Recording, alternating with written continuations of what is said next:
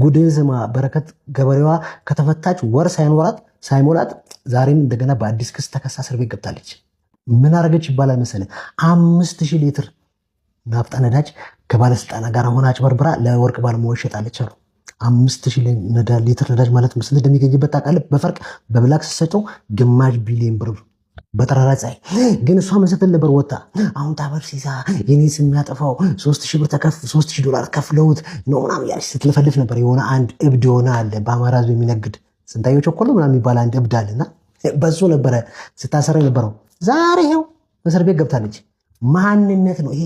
አቡቹን ወደዋለው ብልጽግና ከመጣ በኋላ አገሩ እንደዚህ ሆኗል። ከአሜሪካ ጋር ያነጻጽሩ ላሉ የኢትዮጵያን ከአሜሪካ ጋር ያነጻጽራል እንዳለ ሌባ ብቻ። አሁን እስር ቤት ገባች። ብናርጉ ነው የሚያጭበረብሩት። እና እኛ እንሻላለን። መንግስት እግዚአብሔር እኛ ብንሰድብም እኛ እንሻላለን። ምክንያቱም እኛ አንሰርቅ ብንናገርም ብንጮም ምንም ብንል መንግስት ላይ ብንንጫጫም መንግስት ለሚሰራው ነገር ግን እኔ ከተሰራ ይሄ ነገር ተሰርቷል ብዬ መሰክራለሁ። ሰው ብልጽግና እያለኝም መሰክራለሁ። ግን እንደዚህ አይነት ሰዎች በመንግስት ሲነግዱ፣ በባለስልጣናት ሲነግዱ መቆጣጠር ያስፈልጋል። ያለች ኢቲቪ ፋና ምናምን ብር ትሰጣለች ለጋዜጠኛ። ጋዜጠኞች እሷን ሄደው ፕሮሞት በቃ ያጋንኗታል። ዛሬስ ወራሯትም ከወጣች መንግስት አምጦ እኮ ነው ለነዳጅ ዶላር የሚሰጠው። ለዛውም በዚህ ሰዓት ነዳጅ ማጭበርበር ከአመራሮች ከሆነ 5000 ሊትር ግማሽ ቢሊዮን ብር አጭበረበሩ። አሁን ተበርሲሳ ስሜን አጠፋለች። አሁን ከእስር ቤት የሚወጡት አርቲስቶች በጠቅላላ ነገ ሲፈቱ እግዚአብሔርን ተመልሶ ይገባሉ። ምክንያቱም በማጭበርበር ነው እዚህ ሀገር በጣም ሀብት እያገበስብሱ ያሉት። አሁን አርቲስቶች ዋስትና ያገኛሉ አይደል? ተመልሶ ይመጣሉ ፌዴራል ፖሊስ ጋር። መመነኝ በማጭበርበር ላይ ነው። አሁን ፊልም መስራት ትተዋል። ቲያትር ቤቶች ተዘግተዋል። ወይ በኤንጂኦ ላይ ወይ ቤተክርስቲያን ማሰሪያ ሲያጭበረብሩ መልሰን እናገኛቸዋለን። እና በረከት ገበሬዋ በቃ ማንነትሽ ነው ማጭበር። የሆነ ሽንኩርት ገበሬ ምናምን በረከት ወርቁ አደራ ወይም ደግሞ በረከት ገበሬዋ የተባለችው እቺ ሴት ከዚህ በፊት የአየርላንድ ያለው ማንጋርድ ሴኪሪቲ የኔ ነው 42 ሚሊዮን ዩሮ አካባቢ ወርዝ አለው እና የኔ ነው ብላ ስትተረተር ነበርና በህልሟ መሰለኝ እሷ ይሆን በህልም አንዳንዴ እኮ የአባትህ የሚሰራበት መስሪያ ቤት በልጅነታችን የኛ ነበር የሚመስለን።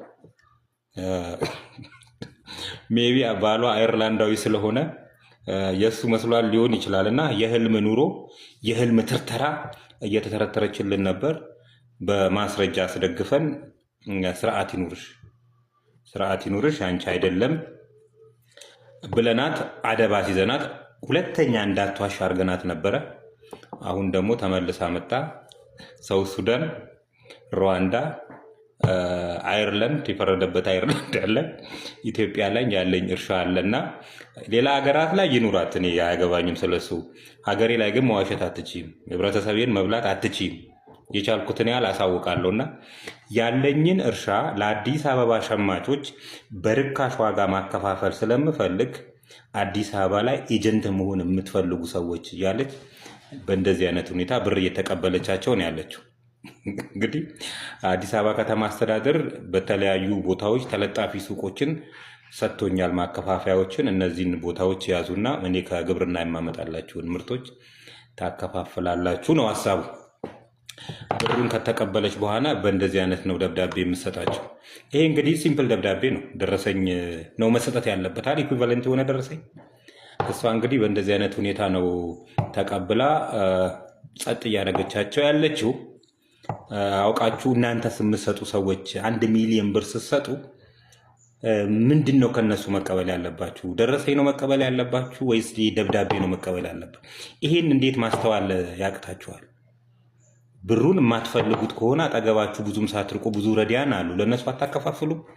ለአንድ ዋሽቶ አደር ሴት ይሄን የሚያክል ብር እየሰጣችሁ፣ ኤኒዌይ ፈልጋችሁ መስጠት ያለባችሁ ሰዎች መስጠት ትችላላችሁ። ግን ሳታቁት ይሄን ብር የምትሰጡ ሰዎች ውሸት ነውና ብራችሁን ተበልታችሁ እንዳቆሩ ተቆጠቡ ለማለት ነው። መልካም ቅዳሜ።